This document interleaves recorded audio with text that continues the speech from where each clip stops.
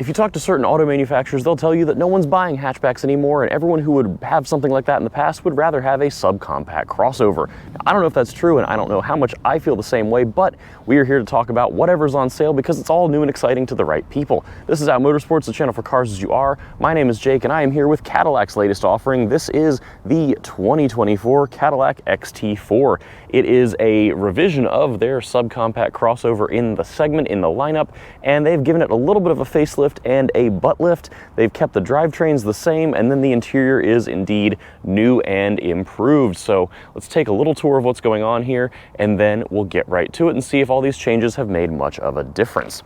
So styling wise, there's going to be a few changes here with the rear end, very slight, and then if we move up front, you'll see a different grille and a few other tiny little tweaks as well. Cadillac has changed some of the paint colors on offer for 2024, and here we are up front.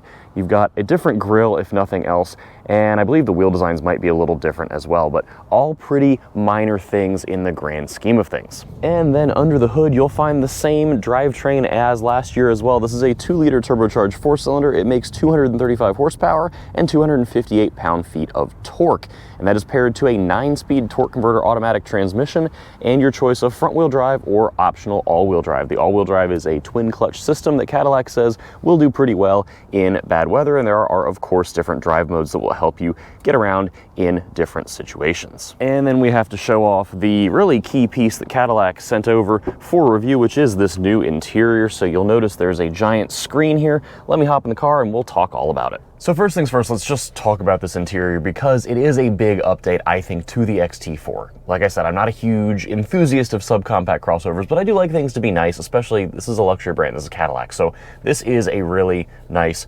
upgrade with this screen and with kind of the revised dash layout here. So obviously the screen is just the dominating feature, and otherwise you've got a nice low dash here. So this is really nice. The materials feel nice. They're, you know, to a price point here and there, but the details are nice with the stitching here. You've got ambient lighting at night, and, you know, the metal strip with Cadillac is a nice touch as well. But as far as this whole screen setup, how does it work? Well, over here, this is pretty decent. It's not the best use of some pixels. You can't really change what is over here for fuel economy. Over here on the right, you're going to have either navigation directions or audio if you don't have navigation running. So that's what's going on over there. And then here in the middle, you've got your speedometer, your fuel gauge, and your tach. Now, one thing I don't love about this is I'm trying to give you the best perspective of me as a driver. Can't really do it because this is too wide of a lens, but in any case, the steering wheel rim here and here blocks the tops of the fuel economy and the navigation or audio sections here, so I'm seeing 2/3 of both of these, which is kind of irritating, so I don't love that. Now over here on the left side, this is something that they started with the Escalade, and you've got your options here to have just regular gauges. You can touch this and get a map. So this is using Apple CarPlay because I've got CarPlay hooked up. If you don't use CarPlay or Android Auto, it will just show the built-in Cadillac Google-based navigation. Now, you might see some red banding on the screen. That's just the camera. This does look really, really crisp and sharp. You can also hit clean, and it just gives you a basic speedometer and gear shift and kind of basic things there. Now, if I go back to gauge, I can also pick right here. I can see my trip settings over here. So this little side piece is a touch screen. So I've got my trip right here. I can swipe that away to get nothing, or I can hit and see my heads-up display controls. So this is really clever. I like this. And one thing worth mentioning with this entire touchscreen setup that goes all the way across here, this is really snappy. They use Google for their software provider, and this is Android Automotive, not Android Auto. So Android Auto is what your phone will do if you have an Android phone. Android Automotive is an operating system that runs in the car, and GM is using it for all their new stuff. It is really snappy. They're using an appropriate processor, and it's really lovely. So if we take a look back here at the infotainment portion of all this, this is running Apple CarPlay right now, and you can see it's got the background that I've got set. If I go to my regular home screen here, it's got the regular background, but Apple CarPlay doesn't know what to do with funny shaped screens, so it's just giving you this big rectangle, which means if you go look at an app, it's only going to show in the rectangle and you just get the background here otherwise. Now, if you go out of this to the GM system, of course, this is going to show you everything, and it will indeed load your CarPlay items here. So this is music from CarPlay, and then this is my navigation from CarPlay from Apple Maps. You have to use Apple Maps on CarPlay, Google Maps on Android Auto, or you can go here and you can use the built-in Google Maps on the car.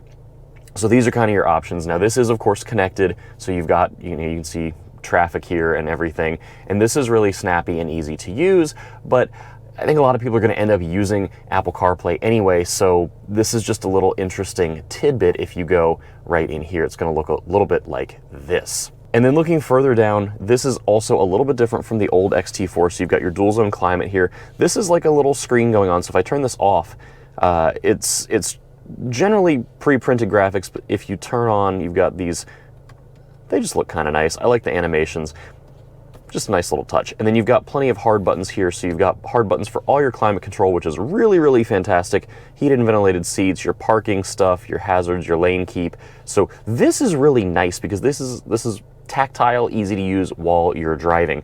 And then looking further down, this is all similar or the same to the outgoing XT4 pre-facelift. So the monostable shifter, you've got a little cubby hole here with USB-C and A, couple cup holders, and then you do have a rotary control for the infotainment, which does work well, and this is your volume knob right here. I like this. This is easy to deal with, again, while you're driving. Now looking up at the steering wheel, this is again a nicely designed steering wheel here. It's got, you know, plenty of hard buttons, easy to use while you're on the move. You've got a heated steering wheel, which is fantastic when it's a little chilly out. And this is all fairly similar if you've been in other newer Cadillacs or other newer GM products in general. Now the other thing, looking up here, you do have a digital rear view mirror, so that is kind of a nice touch if you like it. I don't love it at night, but during the day it can kind of come in handy. Now, of course, the big deal is the infotainment screen, but we are here to talk about how this thing drives, so let's get on the road and talk about that. So enough about the interior, let's talk about the driving experience of this XT4, and first things first, the power and torque of this car is more than enough. It does not need more power. It runs in two-wheel drive normally, so you actually get a little torque steer out of it if you really like punch it, which is kind of fun and fascinating to me given it's all-wheel drive, but just interesting. It doesn't need to be any faster. So other than acceleration, how is the XT4 to drive? Well, they're not really pitching this as a driver's car, and it isn't one. So, you know, if you're buying anything in this subcompact crossover segment, you're buying it because you want style, you want tech, you want a little bit of a premium experience versus something more mainstream. The driving experience is going to be the last thing on your list. That's just kind of how these tend to go. And the acceleration is more than adequate. The ride quality is also pretty good. This one has a fixed rate suspension, so nothing changes with it depending on drive mode. If you get the sport trim level of this car, it does get adaptive dampers. I can't say how those are going to be, but the fixed rate stuff I think is pretty good. Now, when you go over bumps and things, especially in the city when you're hitting a lot of bumps, it can sound a little hollow in here. That's not really my favorite thing, but the ride itself is pretty good. We'll go ahead and hit some little bumps here and just see what you think. And so it's a fine, you know, it's a fine ride. You just, some of the noises that you get out of the suspension, I just don't love. And that couples to the engine, which can sound a little coffee grindery at certain RPMs when you're working it a little hard. So, you know, this is not gonna be the Cadillac to end all Cadillacs, but like I said, they're not really trying to make it be that. Now, the two things that I find really not great in this are the steering and the brakes. So the steering is accurate, but it's really, really light, and it doesn't really have any feel to it. So yes, you can position the wheels. It's not really a huge deal. I think for most people buying it, it's gonna be probably fine, but if you care about the driving experience, there's just no steering feel going on here.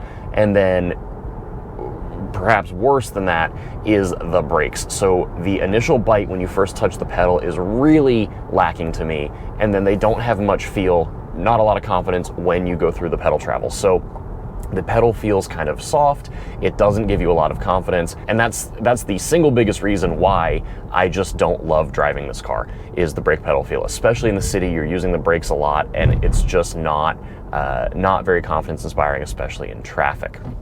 The other thing worth pointing out, I did mention the dash is nice and low. You've got decent visibility out the front of the car. I don't love the driving position for someone my height. I'm 6'1", and I feel a little bit like I'm just kind of in like a Barbie Jeep or something. I'm kind of sitting on the car, not in the car, if you will.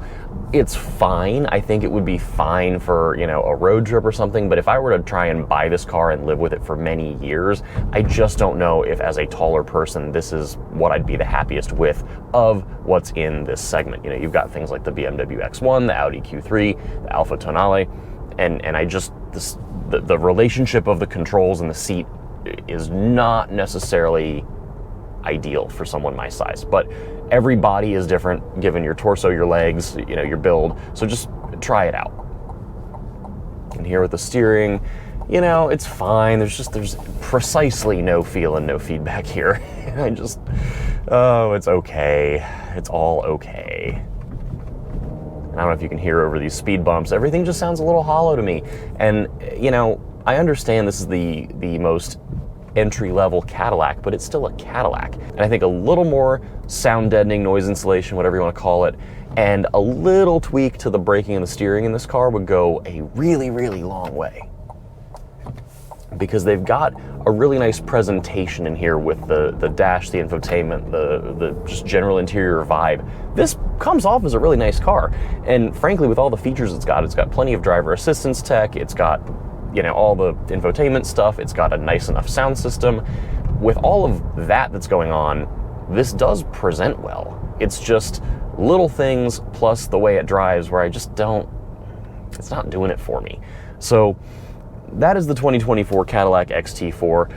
Just because it's not doing it for me doesn't mean it won't do it for you, so I would still encourage you to give it a test drive. You know, everyone's got different preferences. If you're looking for something this size in this segment, it could very well be worth it, and your preferences might be a little different than mine, especially if you care less about the driving experience and more about just the vibe and the tech and all of that. So, as always, thank you so much for coming along. Be sure to like, share, comment, subscribe here on YouTube. Give us a follow everywhere else on social media. And head over to outmotorsports.com if you'd like to join a community of LGBT automotive enthusiasts and motorsports competitors. We've got events coming up the rest of this year on the street and on the track. We'd love to have you for any and all of that. Or join us online on our Discord. Till next time, stay safe, be well. See you for the next one.